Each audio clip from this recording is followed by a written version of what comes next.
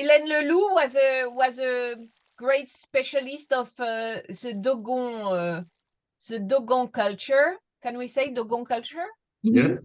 Yeah, so could you tell me what's really interesting in the sale?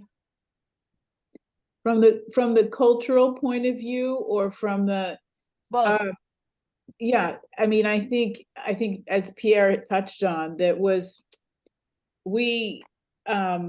you can see her incredible range of passion, because there's objects which are not even that expensive. I mean, there's a small altar showing male and female Dogon figures in iron, for example, 3,000 to 5,000. So it's at all different levels. It's a fantastic and rare kind of work of art, which you almost never see. It's so fascinating that she kept something like that in her collection, you know, alongside the much, you know, there's the torso, for example, that she lived with in her apartment. It's been published and exhibited 8 or 9 times.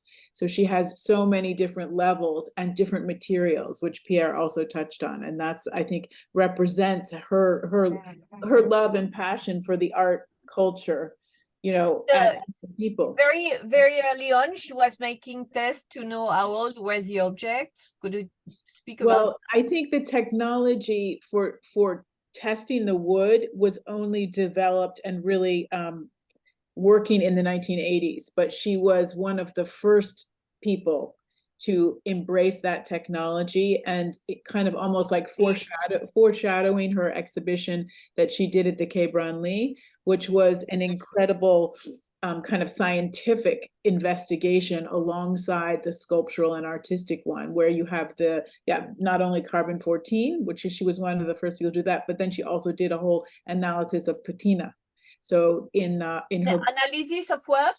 Patina. Okay. Yeah. So she had commissioned with a scientist to look at the variety of patinas within the Dogon sculptures. And that is something that I don't think I've ever seen that. I mean, it ultimately is published within the catalog from 2011, which is the catalog for the exhibition at the Quai Branly. And what about the origin of the pieces? So it's a range. So she often was buying, she made often, as Pierre said, contact in the Dogon country. She certainly bought some things there, but in the early period, whereas the later period she bought at auction, she bought in Paris, sometimes from some of the same dealers. No, but she went to Mali a lot. She went locally. She met a lot of people. She created a school, I've been told. Yeah. But so she went also locally since the 50s. Yes. Yeah. So who else could speak about that? I think, yes, she developed really early a network of African antiquaires with who she worked during all the period.